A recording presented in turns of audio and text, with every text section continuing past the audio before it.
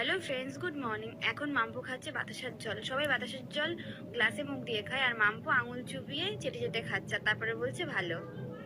তারপর আমরা চলে এসেছি এই বাড়িতে। এই বাড়িতে পড়েছে 5টা ইঁদুর। ইঁদুরগুলো ফেলার পর মাম্পু আর ভাই স্নান করে বসে পড়েছে অঞ্জলি দিতে। দুজনে এখন দিচ্ছে অঞ্জলি, আর মা ওইদিকে বসে পুজো করছিল। মাম্পু এদিকে অঞ্জলি দিচ্ছিল কম আর দোল খাচ্ছিল বেশি, সাথে মামাকেও দোল খাওয়াচ্ছিল।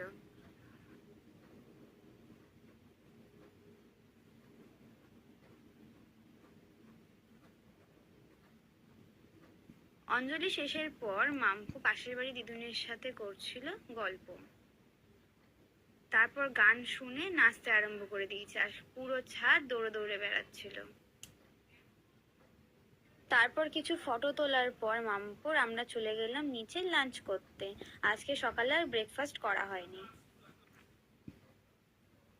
আজকে লাঞ্চে হয়েছিল খিচুড়ি, ঝুরি আলু ভাজা, বেগুন ভাজা, চাটনি আর পাঁপড়।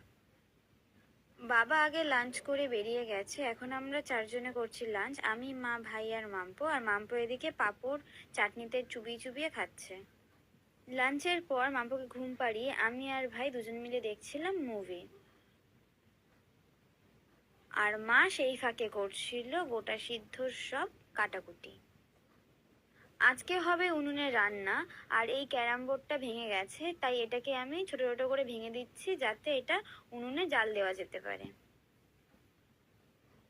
এদিকে হয়ে গেছে সন্ধে, আর মা শুরু করে দিয়েছে গোটা সিদ্ধ রান্না বান্না।